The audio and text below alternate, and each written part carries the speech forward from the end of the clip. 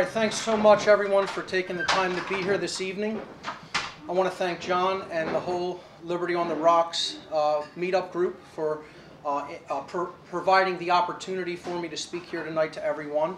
And you know, when I was talking to John a couple months back about a possible topic to present here at Liberty on the Rocks, I felt there was no better topic than gun ownership rights and the Second Amendment in general. And kind of came to my attention that many people still don't really deeply understand the original intent of the Second Amendment as was put forward in the founding documents of America. So I figured I would do sort of a breakdown, an in-depth analysis of the Second Amendment. And that led to this presentation that I'm going to give here this evening, which is entitled True Meaning and Purpose of the Second Amendment. And this is going to fly in the face of, you know, the type of modern-day revisionism that is often attempted to be put forward about what the Second Amendment really meant. So I'm going to jump right in. I call this 27 words worth fighting for, this little introduction. And it's just really the 27 words of the Second Amendment. And they are indeed words that are worth fighting for if we truly understand what they mean. So Amendment 2 of the Bill of Rights. A well-regulated militia being necessary to the security of a free state, the right of the people to keep and bear arms shall not be infringed. This was written by George Mason and James Madison, and it was ratified into the Bill of Rights on December 15, 1791. 27 simple words. Again, many people want to try to revise this to suit their agenda and to suit their interpretations. What I'm going to try to do here is to provide people with a framework for understanding of what the actual men who wrote this meant by it. So I'm going to be giving this presentation in two sections: field stripping and reassembly. And for those who aren't quite gun savvy, field stripping doesn't mean we're going to be going into a field and getting naked, okay? It means field stripping in firearms parlance refers to breaking down the firearm to its constituent components. And then, you know, you would clean it or try to maintain its operation, and then you're going to put it back together. That's called reassembly.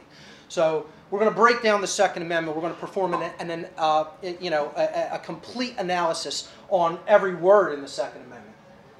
So let's start with this phrase, a well-regulated militia. This is probably the most important part of the Second Amendment, and yet it gets truncated all the time, and people just go right to the phrase, the right to bear arms shall not be infringed, okay? So this is the most important part of the entire Second Amendment, and most people don't understand what this means. So let's look at what both of these terms actually mean. What does well-regulated really mean? What did the founders, what did the writers, the authors of the Second Amendment really mean by the term well-regulated, okay? So I'm going to define simple everyday words here, give dictionary definitions, and then explain what it really meant. To regulate means to maintain according to a set of standards so that something operates or functions properly, such as with a machine or a process. That's what it means to regulate something. The term well-regulated, as put forward by the authors of the Second Amendment, did not mean, it had nothing to do with quote-unquote government regulation. This is what modern revisionists want to say well-regulated militia had to do with. Government-controlled, government-regulated. It absolutely did not mean that. It literally referred to the regularization and maintenance of the equipment being used and proper training for tactics that were being employed by the militia, which we'll get to what that means. But this would be a well-regulated rack of shotguns. They're all the same. They all shoot the same ammunition. They're all well kept. They're all in good working operation, in good working order. Okay? And those who would be trained on the usage of those shotguns, well-regulated would be part of their training. Do you know the components? Do you know how to clean it? Do you know how it works? Do you know its effective range? Do you know tactics with it? Okay? That's what well-regulated meant, according to the authors of the Second Amendment. It had nothing to do with government involvement. And anybody that tells you that it did is either ignorant or lying to you. Okay, so now, the most important part of this entire presentation is to understand what was meant by the word militia, capitalized M, in the Second Amendment. So what is the militia? The English word militia is actually derived from the Latin term militium vulgarum. It's a truncation of that term. And in Latin, militium vulgarum literally means like the military everywhere. Militium means like the military, similar to military. And then vulgarum means the commonplace, everywhere present. Okay?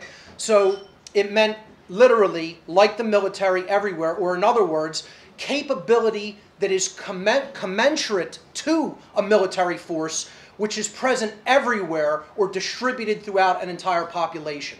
That's what the word militia actually means. A militia is a decentralized, distributed force of armed individuals who maintain weapons and tactics similar to a military force, but unlike a standing military, are not centrally controlled or directed by a government. The militia is not the military. The militia is not a standing army. A militia is not a military or a standing army that is controlled by a government. Okay, so that's what a militia actually is. Then the question becomes, who then comprises the militia? Who is this militia that is talked about in the Second Amendment? When asked the question, who constitutes the militia, the authors of the Second Amendment and many other American founders and patriots were consistently clear and unambiguous in their speech and writings about who constituted the militia. The militia spoken of in the Second Amendment is comprised of the entire body of the people who are capable of employing arms for the purpose of repelling an organized foreign or domestic threat to their lives or freedom. That is who the militia is. That is who constitutes the militia. It is the entire body of citizens, the entire body of people that are capable of taking up arms for the purpose of repelling an organized threat or invasion. So you are the militia, whether you knew that or not tonight. Okay? We are the militia. There is no separating the people and the militia. They are one and the same. And the founders and other patriots consistently referred to the people as the militia. The co-author of the Second Amendment, along with James Madison, George Mason, when asked the question many times during the course of his life and in his writings, he said, what is the militia? It is the whole people, period. That's who the militia is. And that's the person who wrote the Second Amendment telling you that, not me. Okay? So let's hear from some other people who talked about who the militia was. James Madison, the other co-author of the Second Amendment, said a well-regulated militia composed of the body of the people trained to arms is the best and most natural defense of a free country. He's telling you who constitutes the militia, the body of the people. That is who the militia is. Richard Henry Lee, Virginia delegate to the Second Continental Congress, and actually the delegate who tabled the motion for American independence, said, a militia, when properly formed, are in fact the people themselves, and include all men capable of bearing arms. I would include women in that as well. In the parlance of their times, of course, they would have never even considered women as, members of the militia, because only men went to any type of conflict or battle. But I would say it includes all people capable of bearing arms. Tench Cox, a Pennsylvania delegate to the First Continental Congress, said, who are the militia? Are they not ourselves? Congress shall have no power to disarm the militia. Their swords and every other terrible implement of the soldier are the birthright of an American. The unlimited power of the sword is not in the hands of either the federal or state governments, but where I trust in God, it will ever remain in the hands of the people. So, that's what a militia is. That's who the militia is. Unambiguously, by the men themselves who authored the Second Amendment. So let's break down this phrase, and we'll do it one word at a time. Being necessary to the security of a free state. These terms have to be broken down individually. What did they mean by necessary? Necessary for what? Security. What did they mean? Security from what? And what did they mean by a free state? So let's look at this. The word necessary, dictionary definition, required to be done, achieved or present, needed, essential, something that you cannot dispense with, that must be there. Okay, the word necessary appears in the entire Constitution of the United States only 6 times. And in the Bill of Rights, it appears only 1 time. And the only place where the word necessary was used in the Constitution and Bill of Rights to refer to a thing, group, or entity is in the Second Amendment. The only thing which the authors of the Constitution and Bill of Rights enshrined as necessary was the militia. It is the only thing to which the word necessary comes right before. That it was necessary to securing a free way of life, as we will see. Not even the 3 branches of government, the president or the executive, the Congress or the legislative, and the Supreme Court, the judiciary, are referred to in the Constitution using the word necessary. The question then necessarily becomes, pun intended, to what ultimate purpose did the writers of these documents understand that the militia was necessary? Why was it necessary? It was necessary as a means for security, which is stated in the Second Amendment, but a security against what? That's the most important thing to understand, why the founders wanted a strong militia. The word security, dictionary definition, the state of being free from danger or threat. To secure something means to protect it against threats. Thomas Jefferson, founding father, person who basically wrote the Declaration of Independence, the 3rd president of the United States, said, "For a people who are free and who mean to remain so, a well-organized and armed militia is their best security." Right there in Thomas Jefferson's own words. So what was meant by a free state? They said that it's necessary to the security, meaning keeping it from threats, of a free state. The word free state did not mean Pennsylvania, New Jersey, Maryland, Delaware, as we will get to. The word free, dictionary definition, it means not under the control or the domination of another.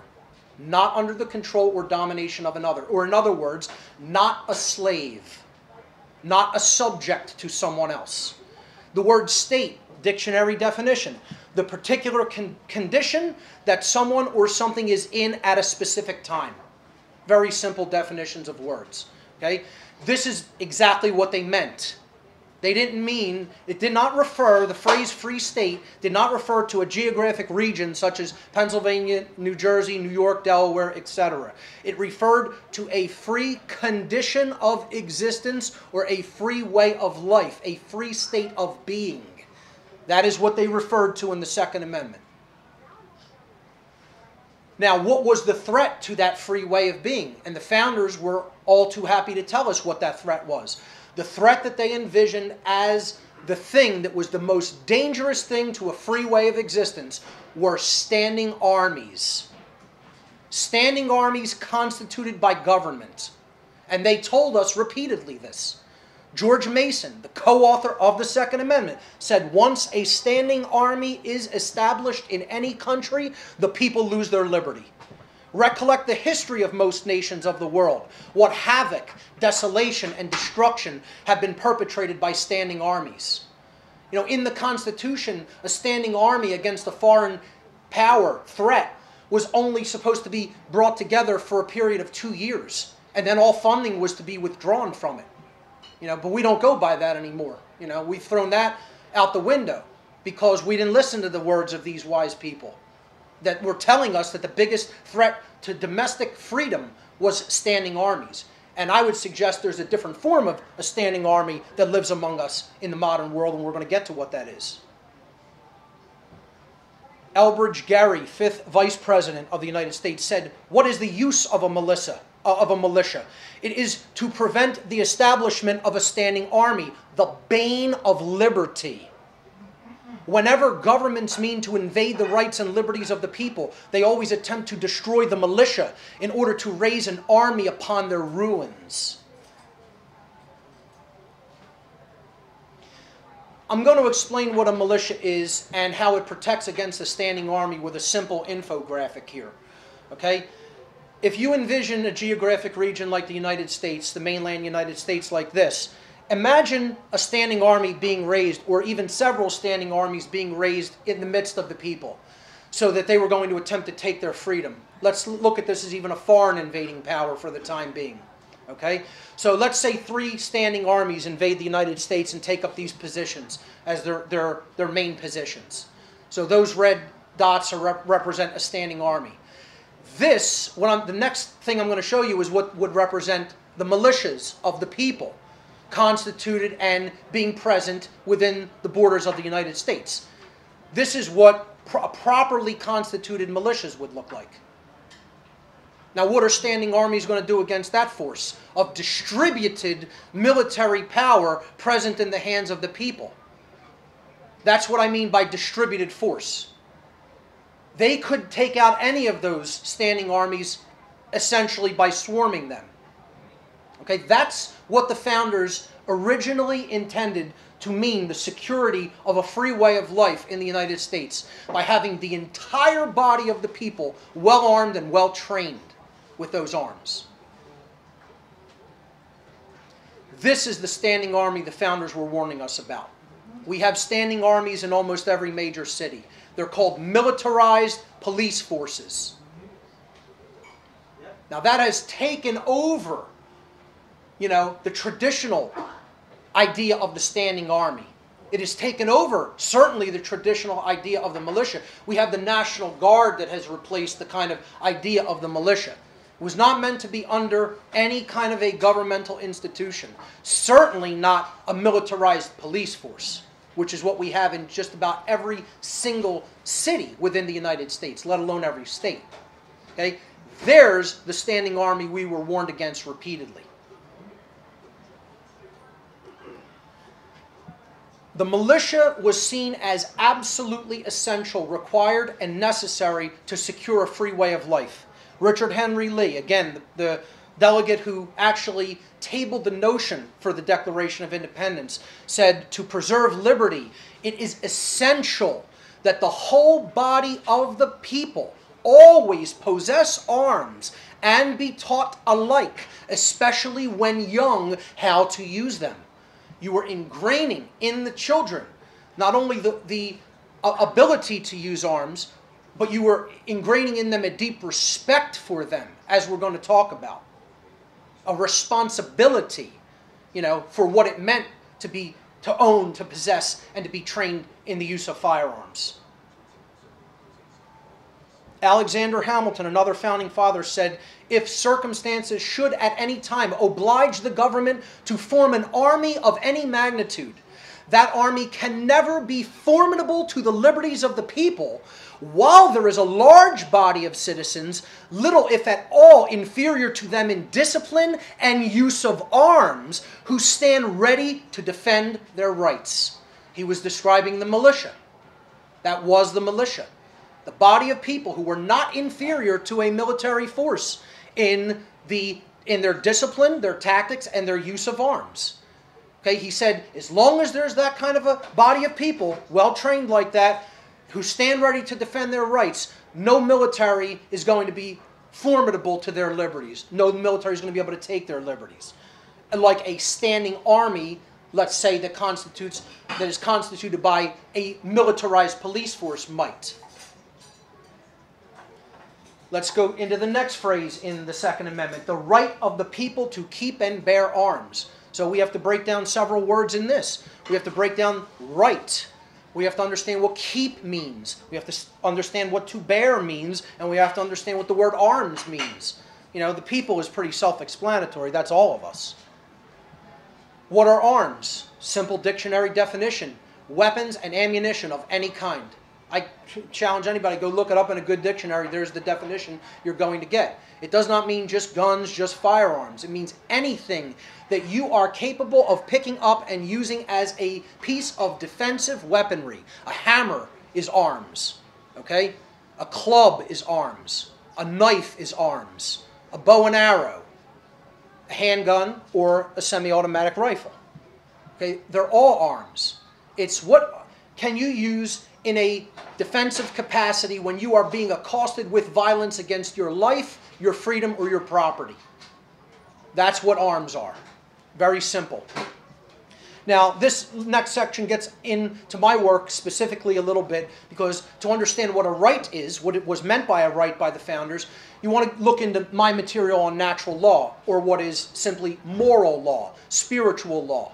I highly recommend people check out my full seminar called Natural Law, the Real Law of Attraction and How to Apply It in Your Life. If you are not familiar with it, if you have not already seen it, I highly suggest it. I think it is the most important work that I put forward. So this comes from some of my natural law seminars, and it's a simple chart of the difference between right and wrong. You know, it seems strange to even have to put something like this up and talk about that, but the sad fact of the matter is most people cannot give you the definition of what a right is. The vast body of people cannot tell you what a right is, and that's why we're losing our rights. Okay? So right and wrong have a basis in truth or untruth. Okay? Right is based in truth. That's why we use the same word when we say right and when we say correct. You know, to mean morally right, we use the word right, and to mean correct, yes, you got the correct answer, that's the right answer. There's no coincidence with why those words are the same, because rightness in the sense of morality is also based in truth. Okay, when you are correct and something is based in truth, more likely than not, it is going to be also based in morality. So it is moral. What is right is what is moral. It is in harmony with the laws of nature, the moral laws of nature. And it's in harmony with those laws because actions that are based in right do not result in harm to other sentient beings. Wrong, on the other hand, is based in untruth. It is based in illusion. Okay? It is immoral because it is in opposition to natural law, and actions that are based in it result in harm to other sentient beings. So a right can really only be defined in the negative. You have to use the negative phraseology when you're defining what a right is. Okay? A right is an action that does not cause harm to another sentient being. That is the actual definition of a right, and I would suggest 99.99% of people cannot give that correct definition, sadly. That is what was meant by a right, meaning I own a firearm. I'm not causing harm with it. It is my possession. I own it. I'm responsible for it.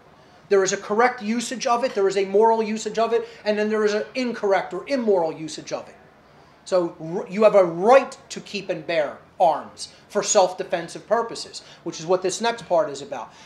It's about understanding the difference between force and violence. Violence is always wrong. You're always violating somebody else's rights when you conduct violence. Self-defensive force, however, is always a right that you reserve, naturally and inherently. In my natural law seminar, I break down that true spirituality, true enlightenment, is actually based upon two basic pillars or tenets or principles. And one is the sacred masculine and one is the sacred feminine. So the sacred feminine principle is the principle of non-aggression. It simply states, do not cause harm to other sentient beings. In other words, don't do any wrongdoing. Don't violate the rights of other people, their lives, their freedom, or their property. Very simple. Do not initiate force that is undue against your fellow beings. Or in other words, don't conduct violence. Now, the sacred masculine principle has to be wed to that and combined with it. It has to be married to the sacred feminine principle of non-aggression. Okay? The sacred masculine principle is the self-defense principle. When violence is being conducted against you, you maintain the inherent right to use defensive force to counteract that violence that is being done unto you. That's the sacred masculine principle of self-defense. This is not a right that is granted or given to anyone. It is a right that exists in nature. It is a birthright. You are born with it. It can never be taken away from you, no matter who claims such. Okay? So these two principles are critical to understand in harmony with each other, wed to each other in union.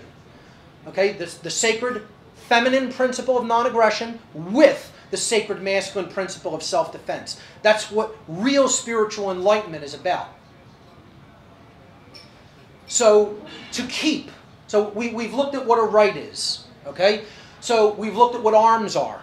Now, what did they mean by to keep? Well, very simple. Dictionary definition. Just keep going back to the basic meaning of words, folks. It was common sense. There wasn't anything magical or mystical in the Second Amendment. These were common sense men writing in common sense terms.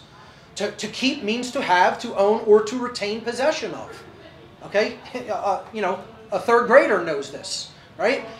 To own something means that regarding that thing, an individual maintains rightful possession, meaning you didn't steal it from someone else, control over its usage, meaning you get to decide what is done with it, and responsibility for its usage, which I would argue is the key thing in this definition of what it means to own something. So, I own my body. I'm in rightful possession of it. I control what happens with it, and I'm responsible for it. If you own an object, then you have to have these three things lined up and in harmony with each other. Rightful possession, control over its usage, and responsibility for its usage. So, I am a firearms owner. I have rightful possession of the arms that I keep. I control their usage. I am the one who uses them responsibly, and I'm responsible for their usage. What happens with that gun is my responsibility because I own it. So, and it's the same thing with any possession, a car, a house, your own body. Okay? Rightful possession, control over its usage, and responsibility for its usage are the hallmarks of true ownership. Speaking of the possession of arms, James Berg, author of a book called The Ideological Origins of the Second Amendment, wrote, "The possession of arms is the distinction between a free man and a slave, it being the ultimate means by which freedom was to be preserved. Unarmed people are enslaved people, ladies and gentlemen. Free people have the means to defend their freedom. Period. Anyone who is disarmed is made into a slave." That's how you should read that. In natural law, there is equality of rights, as opposed to in man's law, where some people have rights that other people don't have magically. I'd love for people to explain to me how that situation actually works out, because it doesn't exist in nature. Everyone in reality has the same exact rights. No one has any more or less rights than anyone else does. Since rights are not created by humanity because they exist objectively and inherently in nature by way of them being actions in nature.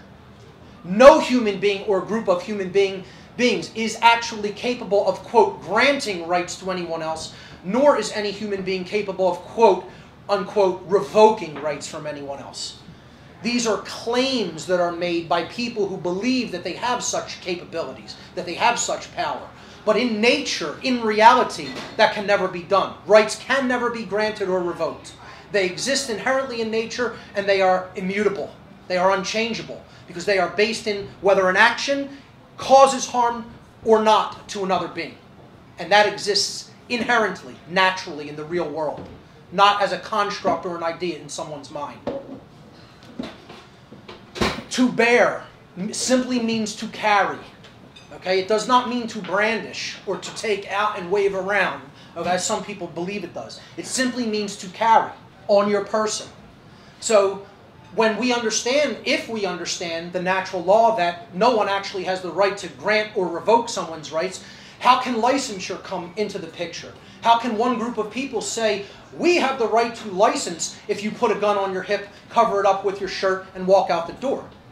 Yet many people will insist that that can be done. I ask, if no individual can grant somebody else that right, how can a group grant somebody else that right? Who, anywhere, can grant or refuse to grant a right which already exists to someone else? That is my question on this slide. And the answer is no one can.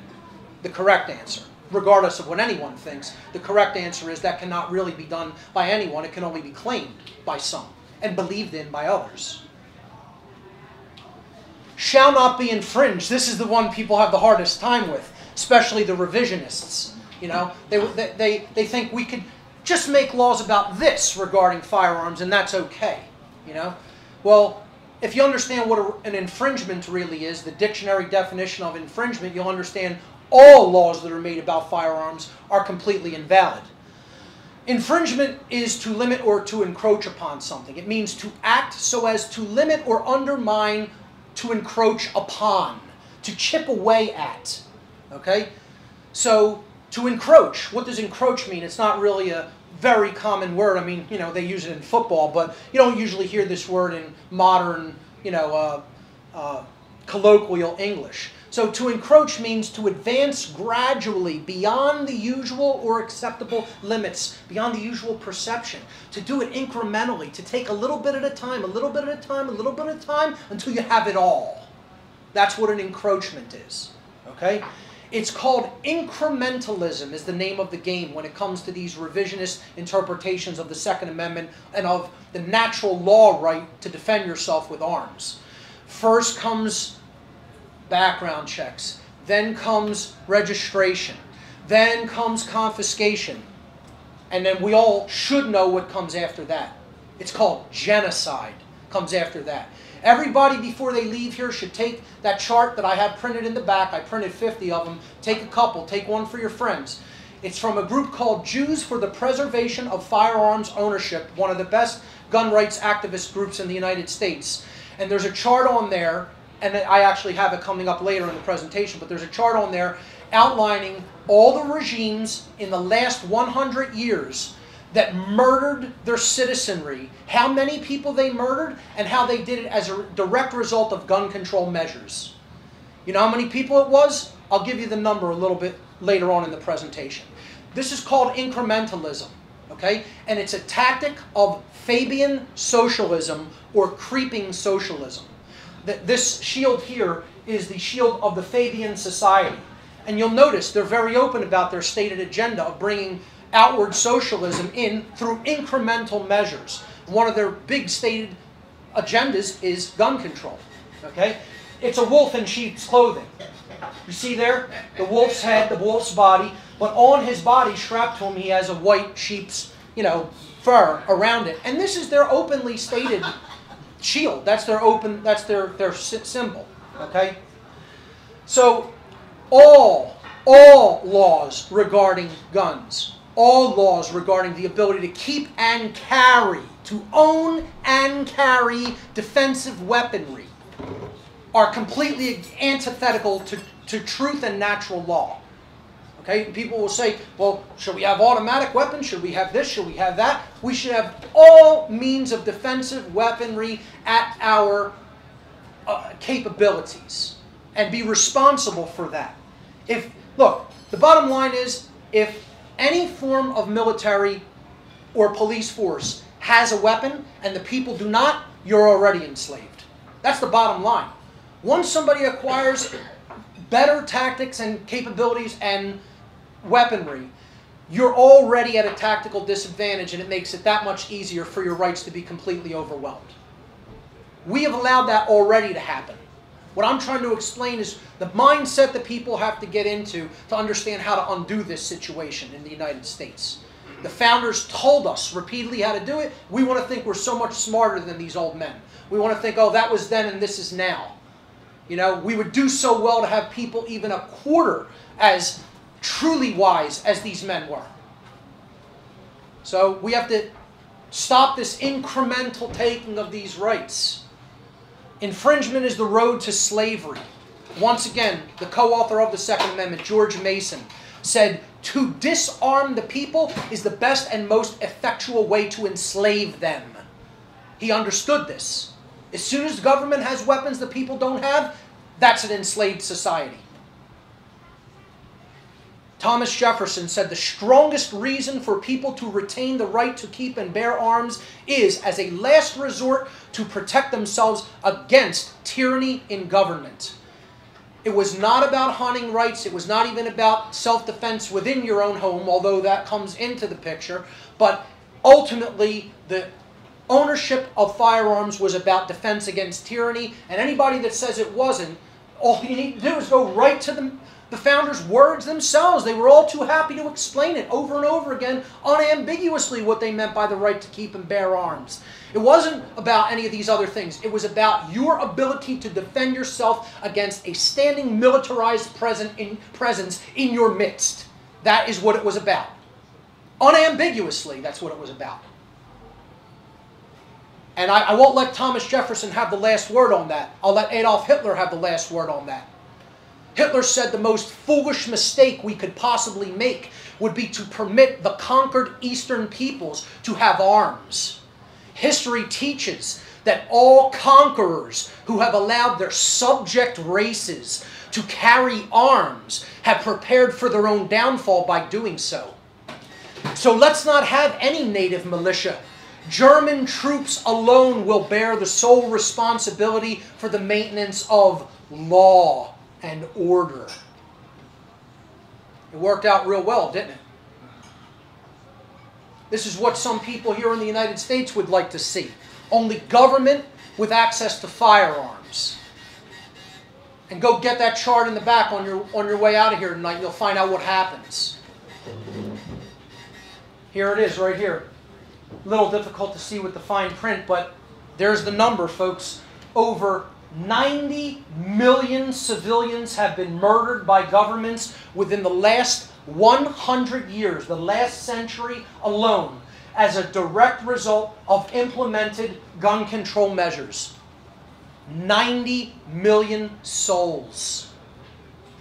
Almost 300 million individuals in totality when you count in all wars, military combatants plus civilians.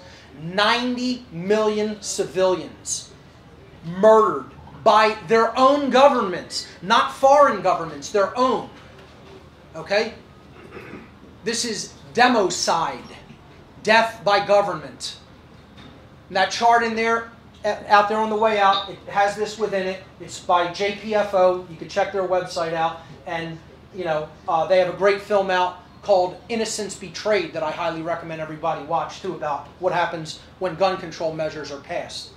90 million people in the last 100 years from 1915 to 2015. Reassembly. Let's put it all back together. We've broken down what every word in the Second Amendment literally means. So now let's reassemble it. All right? This is how the Second Amendment was actually written in late 18th century parlance. A well-regulated militia, being necessary to the security of a free state, the right of the people to keep and bear arms, shall not be infringed. Some strange comma placement and some strange, ordering of wording. Okay, now how we might write it today in modern colloquial English is like this. Since a well-regulated militia of the people is necessary to secure freedom, the right of the people to keep and bear arms shall not be infringed. Already you can see it's infinitely less ambiguous. But this is what was meant by this. See, they say, a well-regulated militia being necessary, meaning since it is necessary. See, they didn't even feel like they had to explain what a militia was because this was an everyday term for them.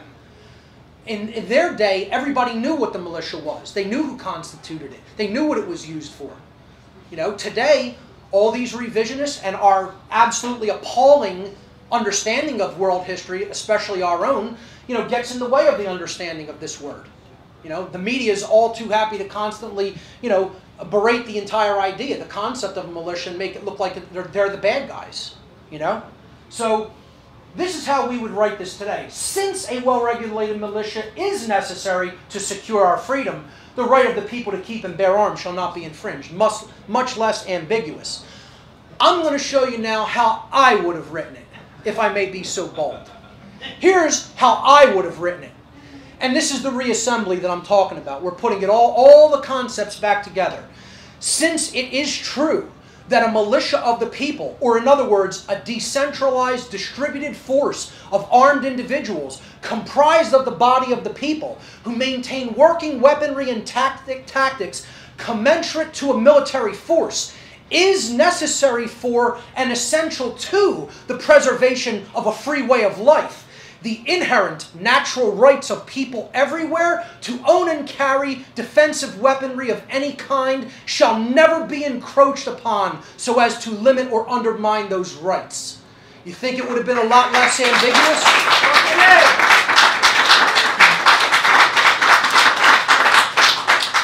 I think it would have been a lot less ambiguous. You know, I think we need further clarity of language sometimes, which is what I try to bring to bear on some of these issues. There are 27 words worth fighting for, ladies and gentlemen. We have to continue to fight for them, or we're going to be in infinitely worse trouble than we're already in. But they are just words. They are. I have to make that statement. They're words that convey very important ideas, but they are just words. You know, when it really comes down to it, tyrants don't care about truth. Tyrants don't care about truthful ideas or concepts. They most certainly don't care about rights. That's why they're tyrants. They're conquerors. They're enslavers. That's why words are one thing, but being ready is entirely another thing. And I would hope that a presentation like this would help people to understand the true meaning and purpose of those 27 important words. But then I would also hope that it would inspire action. And it would help people to start to put yourself in the psychological mindset of preparedness, of responsibility, of right action. You know, come to think of it, maybe I would have added just 4 extra words to the Second Amendment right there. Ladies and gentlemen, thanks so much for your kind attention.